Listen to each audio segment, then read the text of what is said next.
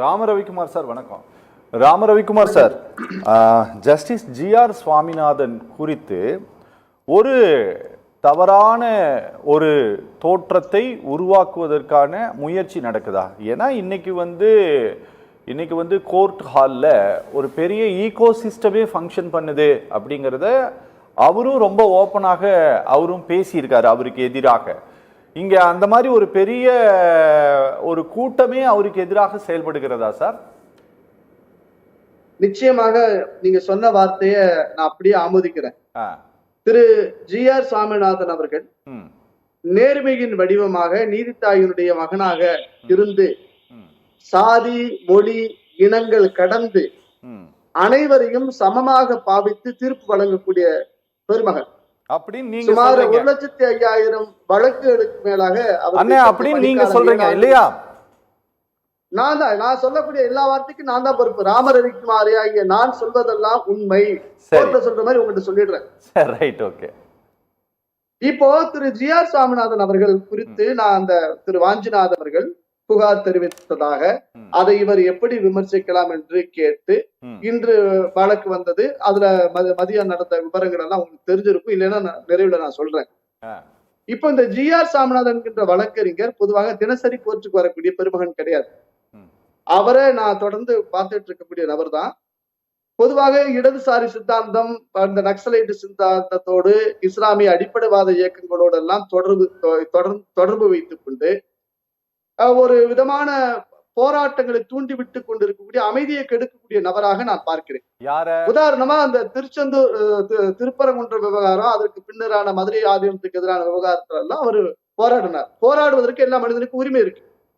இப்போ நான் ஜி.ஆர். சாமிநாதன் ஐயா குறித்து அவர் விளக்கம் கேட்டார். அது கொடுக்கக்கூடிய அந்த நபர் உடனடியாக இப்படி ஒரு தங்களுடைய தகவல் நுட்பங்களா எல்லாம் வர வச்சு ஐயா ஓய்வு பெற்ற நீதியரசர் ஹரிபரந்தாமன், அப்புறம் இவர் சந்துரு போன்ற பெருமக்கள் உள்ளிட்ட ஒரு 8 பேரெல்லாம் கடிதம் எழுதி இது அநீதிக்கு எதிராக நாங்கள் ஒன்று சேர்ந்திருக்கிறோம் என்று சொல்ல வேண்டிய அவசியத்தில் தான் நான் சந்தேகத்தை கிளப்புறேன். ஏன்னு கேட்டா, ஏன் நான் சொல்றேன், இப்போ எங்க சூரியபிரகாஷ் ஐயா சொன்னாங்க, ஒரு நீதிபதி என்பவர் தீர்ப்பு கொடுக்கிறார் என்றால் அது போட்ட பிச்சை என்ற வார்த்தையை எங்க ஐயா பயன்படுத்துறாங்க. எங்களுக்கு மூத்த வழக்கறிஞர், எங்க பெரியவர் அவரு. அந்த வார்த்தை கூட நான் விரும்பல. ஏன்னா நீதிபதிகளாக பலர் பதவியில் இன்றைக்கு இருக்கிறாங்கன்னு சொன்னா அது திராவிட இயக்கம் போட்ட பிச்சைன்னு கேட்ட பொழுது இன்னைக்கு ஜி.ஆர். சாமிநாதனுக்கு எதிராக எழுதின இந்த 8-10 பழைய ஓய்வு பெற்ற ரிட்டையர்டு ஜட்ஜஸ் எல்லாம் எங்க போனாங்கன்னு தெரியல. இப்போ நான் ஜி.ஆர். சாமிநாதன் சார் அவர் வழங்கிய 1,05,000 வழக்கு எல்லாம் ஐயர்களா, எல்லாமே RSS காரனா, எல்லாமே வலதுசாரி சித்தாந்தம் கொண்டவனா அப்படின்னு கேட்டா இல்லை.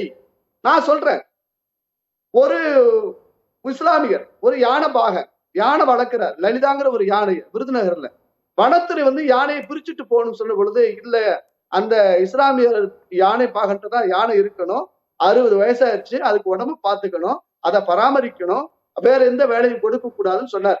இப்ப அந்த இஸ்லாமியர் ஐயரா? அதுக்கப்புறம் நடந்ததுன்னு சொல்லுங்க. என்னங்க அதுக்கப்புறம் அதே அந்த லலிதா யானை விவகாரத்தில் என்ன நடந்ததுன்னு சொல்லுங்க. இல்ல, அந்த நீதிமன்றம் இதுக்கான வரையறை அரசாங்கம் செய்யணும்னு சொன்னார்.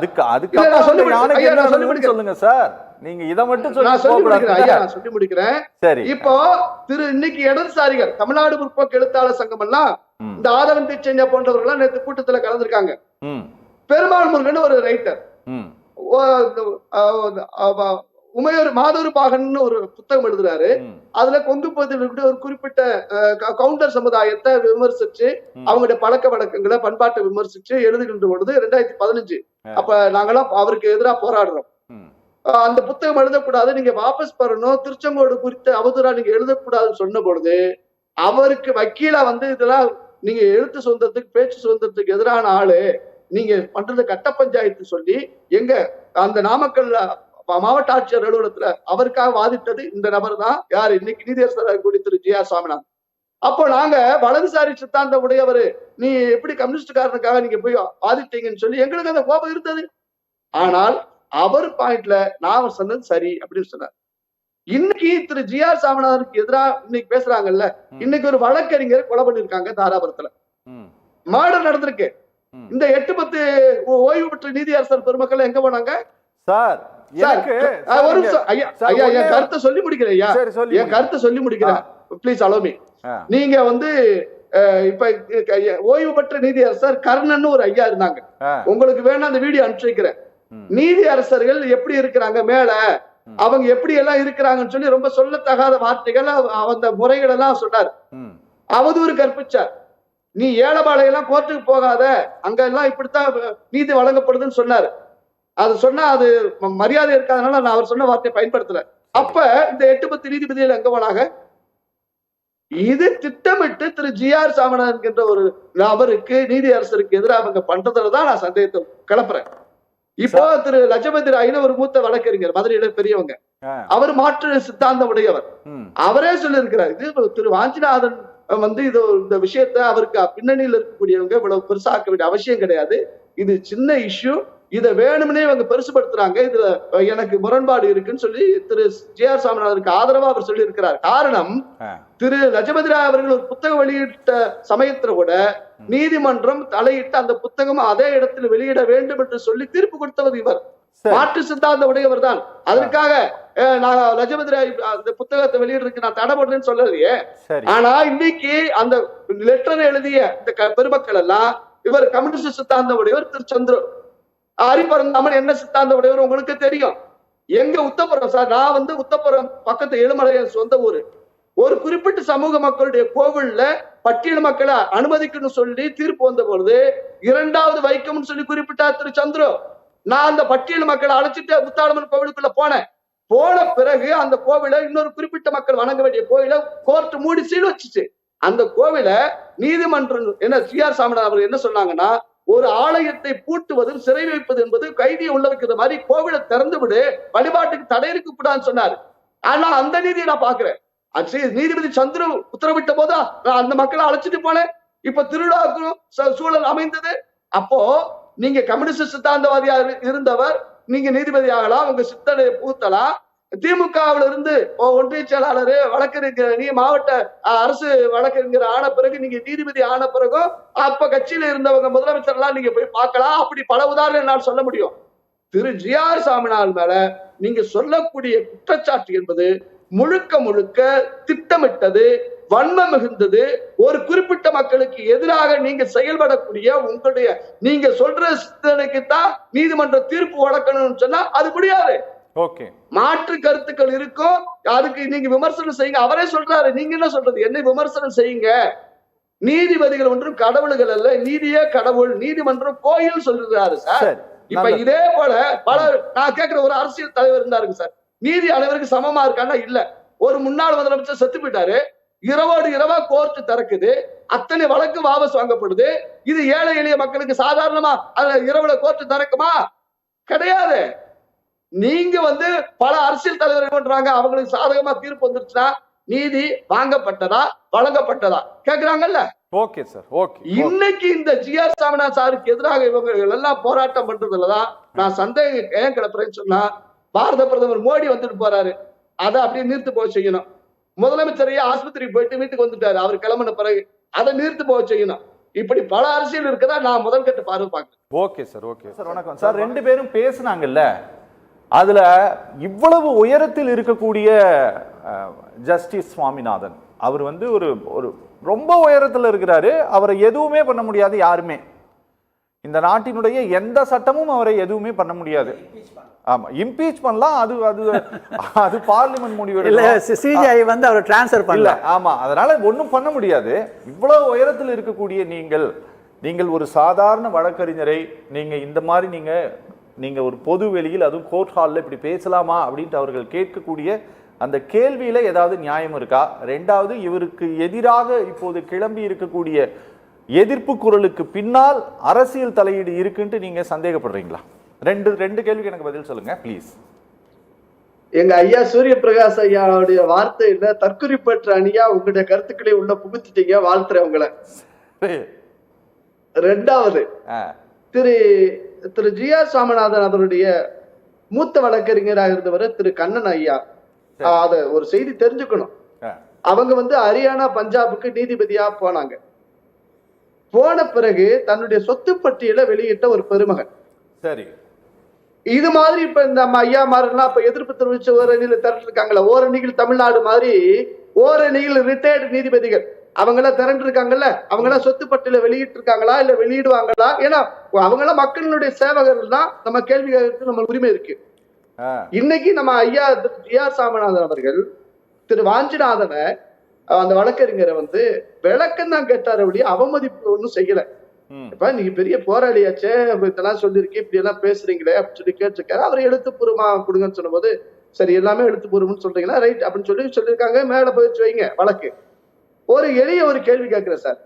பொதுவெளியில நீதிமன்றங்கள் குறித்தும் நீதிபதிகள் குறித்தும் இப்ப சுபவீர பாண்டியனா இருக்கட்டும், இடதுசாரிய, நக்சலைய, கம்யூனிஸ்ட, திராவிட சித்தாந்தமுடைய பலரும் பேசக்கூடிய ஒரு வார்த்தை உச்ச நீதிமன்றமா உச்சி குடிமை மன்றமா அப்படியெல்லாம் கோஷங்கள் இருக்கு. உங்களுக்கு தெரியும், எல்லாரும் மறுக்க மாட்டாங்க.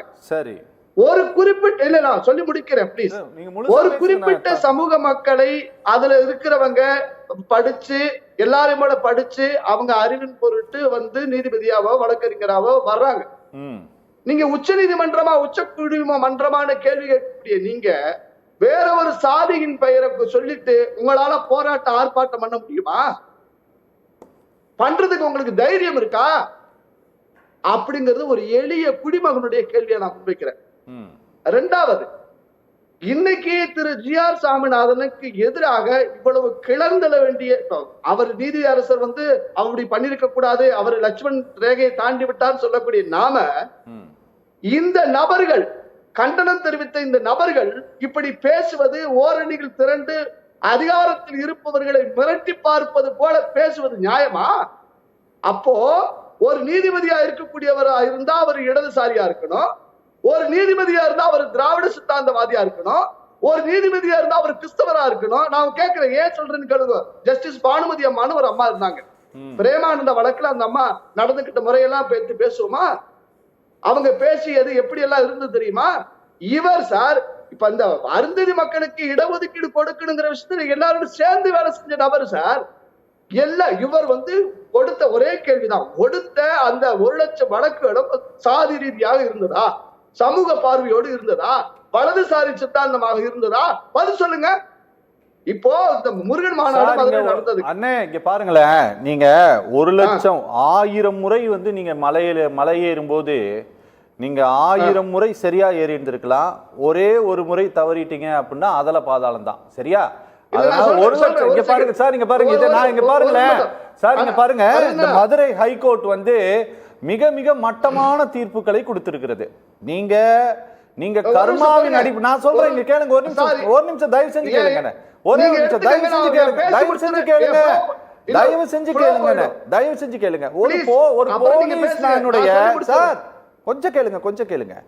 இந்த நான் திரும்ப சொல்றேன் பாருங்க, ரொம்ப தெளிவா சொல்றேன். இங்க பாருங்க ராமசுப்ரமணியம் சார், ராம ரவிக்குமார் சார் கொஞ்சம் கேளுங்க. நான் திரும்பவும் சொல்றேன், மதுரை உயர் நீதிமன்றத்தினுடைய கிளை மகா மட்டமான தீர்ப்புகளை வழங்கி இருக்கிறது. அதுல நான் ஒரே ஒரு தீர்ப்பை மட்டும் நான் சொல்றேன். நீங்க ஒரு போலீஸ்மேனுடைய ஒரு டிரான்ஸ்பர் வழக்குல நீங்க சஞ்சித கர்மா பிராரப்த கர்மா அப்படிங்கிற அடிப்படையில் ஒரு நீதிபதி தீர்ப்பு கொடுத்தாங்கன்னு, எப்படி நீங்க கர்மாவின் அடிப்படையில் எப்படி தீர்ப்பு கொடுக்கிறதுக்கு எப்படி இந்த நாட்டினுடைய அரசியலமைப்பு சட்டம் அனுமதிக்குது? அந்த மட்டமான தீர்ப்பை டபுள் பெஞ்ச் நிறுத்தி வச்சதுன்னு. அதனால இங்க எல்லாருமே எல்லா விதமான